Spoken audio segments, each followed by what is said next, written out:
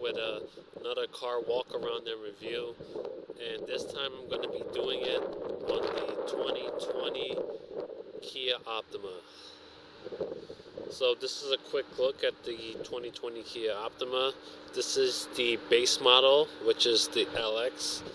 Now the higher trims would be the S, the SE, and the top of the line SX model.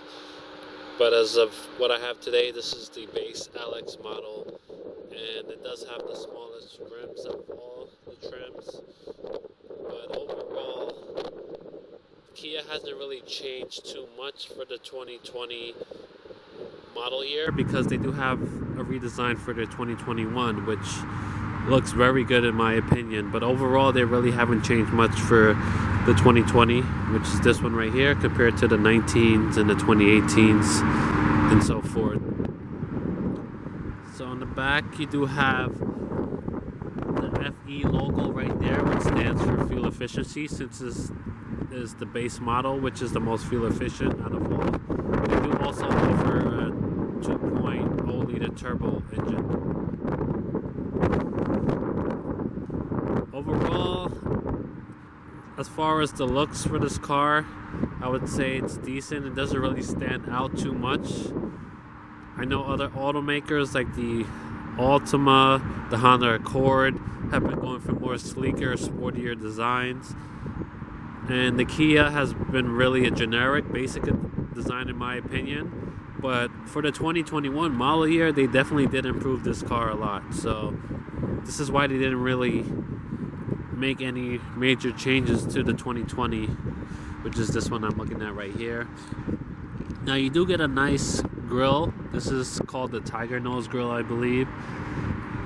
And you do get some LED lights. Is LED mixed with halogens, so it's nice that they do give you that. And you do get a nice bottom bumper, which is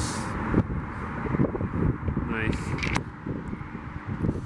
Fake vents though, but I guess it adds to the look of the car. You do get turn signals in the mirrors. Now, like I said, this is the base model, so there's no keyless entry. You do get a regular key to get into the car.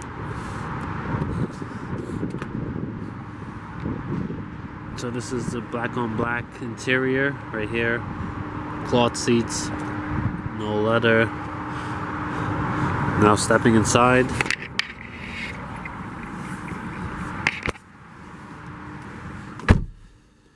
So yeah, overall they pretty much kept this design for about 4 years now or so. So with the 2020, not really much has changed, but overall it's a decent design layout. You can't really complain about it.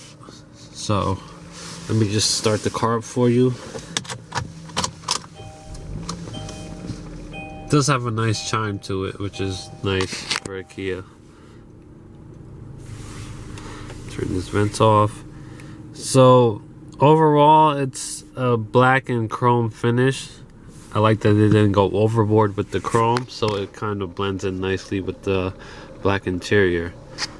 So I'm just gonna pop the hood for you guys and just give you a quick look at the engine.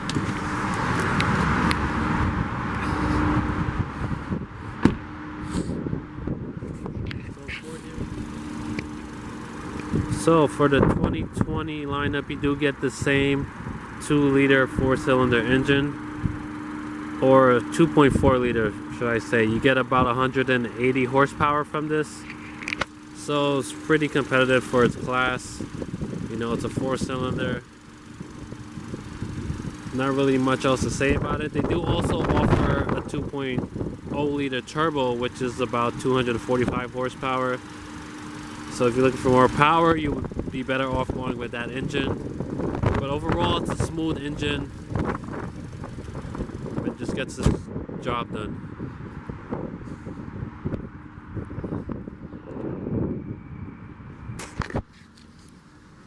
Alright, so back in the Optima. You do get some nice soft materials for the door. So here's soft, and all the way down to the top of the armrest.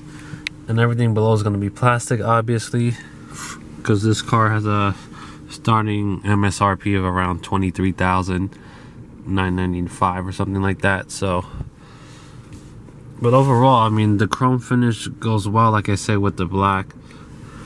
I do like how they kept the traction control button to the side so that there's no unnecessary buttons here in the center stacked by the shifter. So the only button you really have here is the drive mode. But this is also because this is the base model, so you don't get your heated seats or heated steering wheel and automatic parking brake lock and things like that. In the higher trim models of this car, you would have those buttons right here instead of extra storage space like you see in this one. So one thing this car does have is blind spot assist. So the blind spot assist would be in the side view mirrors. I'm not sure if you guys can see that, but it does have an icon there that lights up when there's a car in your blind spot. And another thing this car has is lane departure assist. So when the lane departure assist is on, it's supposed to let you know when you're veering off or out of your lane. And it also has a steering assist as well, which is supposed to keep the steering wheel straight to keep you from going out of your lane. Now, as far as how well it works, it doesn't work too well if the car doesn't know that the lane is there. So what I mean is that the lanes have to be very visible in order for the car to know that it's there and to keep you in the lane. But it kind of works. The thing is, you don't really want to trust it because the lane can change. Like certain parts of the lanes could be less visible than others, so you definitely don't want to rely on this too much. But at least they have it in a car of this price point for their base model, so you can't really complain too much about that. So you do have your basic performance pages, nothing really exceptional, special here. You do get Bluetooth, answer hands-free calling right here. Also voice commands, you can enter. Let's see. But you do need an Android Auto or Apple CarPlay phone in order to use that. But good thing this car does have Android Auto and Apple CarPlay, which they did have already. This is basic climate controls. This is not dual zone. In the higher trim levels, you do get dual zone climate control. One thing I like is that they do put two 12-volt power outlets up front instead of having one in the center armrests. You get your USB port and an auxiliary as well. And I do like that you can hide it away nicely to give the car a clean look and finish. So as far as the drive modes, you do have, let me show you, you have a regular, comfort mode, eco, and sport mode. So in sport mode, you do notice the difference in throttle response is much faster, and it does hold the shifts longer, and it keeps the car revving higher. Also, you do have a manual mode in the shifter as well. You just push it to the left, and then you can manually shift the gears. Now, as far as the backup camera, you do get your guidance lines, which is good, but it also turns with the wheel. So as you turn the wheel, it does help you out that way, but there are no parking sensors because this is the base model. And opening up the center armrest, you know, a good amount of space. You get two compartments. You get the top storage bin right there, and then you get the bottom, which is the bigger one. Now, as far as these seats, I would say they're very comfortable. Now, the material doesn't feel that great. I don't really like the cloth that they have in this base model, but you do have a leather option available if you get a higher trim. Now, I've always said that I preferred cloth over leather in cars of this price range, but for the Kia, I would prefer a leather seat. But overall, like, the headrest is nice. I like that it's very wide and it doesn't tilt too forward so that it doesn't feel like your neck is being pushed forward. That's one of my biggest complaints when it comes to automobiles, is when the headrest tilts forward too much. Okay, so I'm gonna just give you guys a quick sound of that exhaust so you can hear how it is.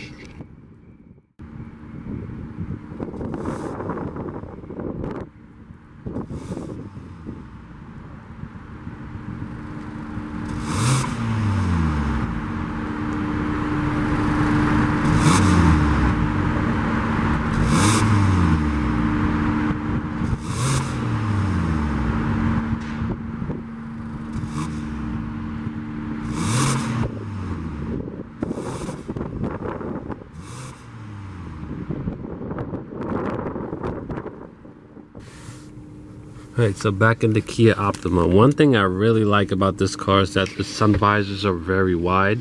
So I don't know if you guys can actually see how wide it is on camera, but you do get a lot of blockage if you want to block the sun out, and the mirror is very big as well. So if you want to see yourself or do anything in the mirror, it's very, very big, which is great. And it does have a light that turns on when you open it, which is good. Glasses right there. No sunroof, but this is the base model, like I said. So stepping out.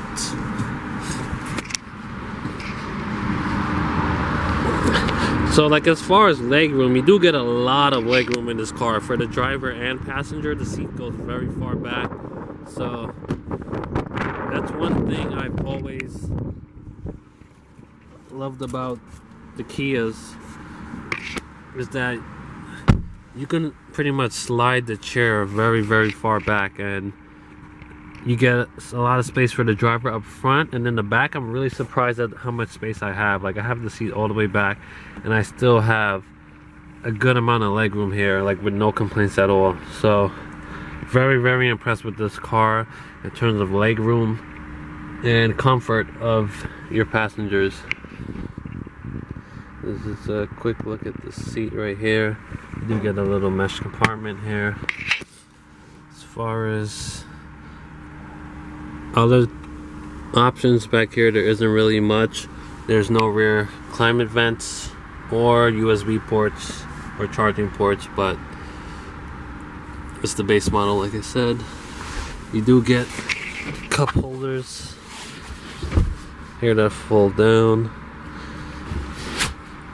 And that's pretty much it with the back.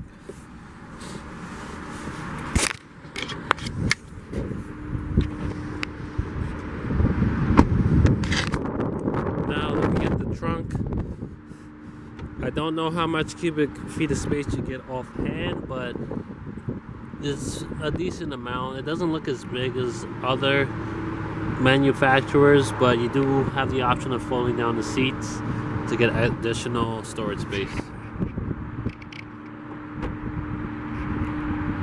So overall, with the Kia Optima, you can get a good deal on these cars, I believe, because they're coming out with the 2021 models. So they're probably going to be, a lot of dealerships are going to be looking to get rid of the 2020s. So if you're ever interested, this may be a good opportunity for you to get the last year of this design. Now, this car overall, it's comfortable.